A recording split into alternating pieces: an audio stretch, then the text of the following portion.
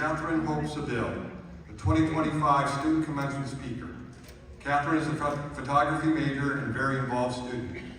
Catherine was part of CCS Leads for 2 years, a student government representative for almost 4 years, and a member of the executive board.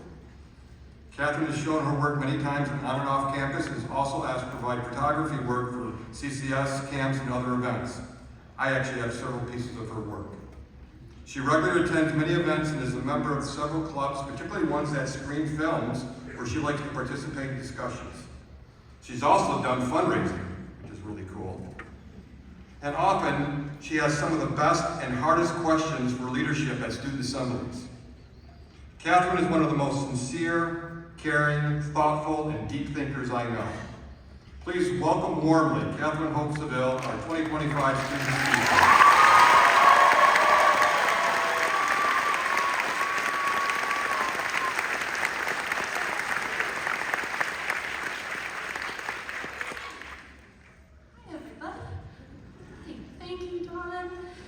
And thank you to everyone who made these years what they were, both those who supported us and those who opened our eyes. For folks who don't know me, hi, I'm Katie. I began my career at CCS here, education career at CCS here, fall of 2020. And during our shared time here, we've experienced so much. Many of us met for the first time on our laptops during the global COVID pandemic. We've seen our departments merge, our buildings flood, the growth of AI influence our work processes. And we've seen the continual flux of CCS itself. This school has learned from us too. In so many ways, I've watched CCS shift to mold around not just the art and design industry, but around us as students and as people. If we leave here understanding one thing, I hope it is the realization that we hold power, that we can look at the bones that make up our societies and our structures and fundamentally change them. We have power, and we have an obligation to leverage it. A good reminder from Rachel Carson, the marine biologist, environmentalist, and author, is that in nature, nothing exists alone. We must leave here knowing that we are deeply and endlessly intertwined with all the lives on this earth, and with the earth itself. It is vital that we know and be honest about who we are, about whose community we are in, and about what we're going to do with that. Knowing the history of who lives on the ground, not just 15 floors above it.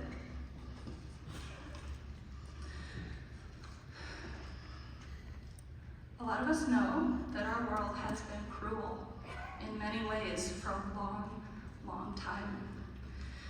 We know from experiencing it firsthand or from listening to others who have.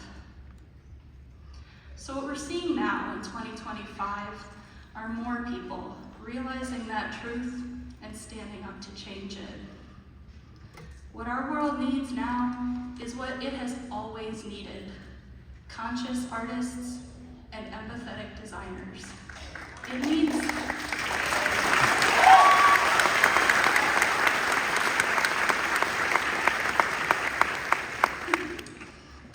us. And it needs us to know why we're doing the things we do. Everyone's why is a little different. My personal why stems from an obsession with record keeping. It is born from my fear of losing things forever. Losing the truths that we need to remember that will keep us alive and safe. I understand to my core that everything is temporary, but I also know that the things we hold on to help us determine right from wrong and build systems around those distinctions. so I happen to make documentary photographs. But I also write, record audio, make films, and share my ideas in conversation with people who will carry them forward. I do anything that will let the good things survive just a little bit longer. So if you're questioning yourself, asking, what can I do? Can my choices make an impact? I want to remind you about the butterfly effect, the notion that small acts can lead to large outcomes. Most people apply this to the past, posing hypotheticals about how tiny differences of action could have led to a drastically different present. But we can apply it to the present too. You doing something minor today can ripple into something bigger and lead us to a future we could never expect. During an interview in 1979, James Baldwin told us, "The bottom line is this: you write in order to change the world, knowing perfectly well that you probably can't, but also knowing that literature is indispensable to the world. In some way, your aspirations and concern for a single man in fact do begin to change the world. The world changes according to the way people see it, and if you alter even by a millimeter the way a person looks or people look at reality, then you can change it."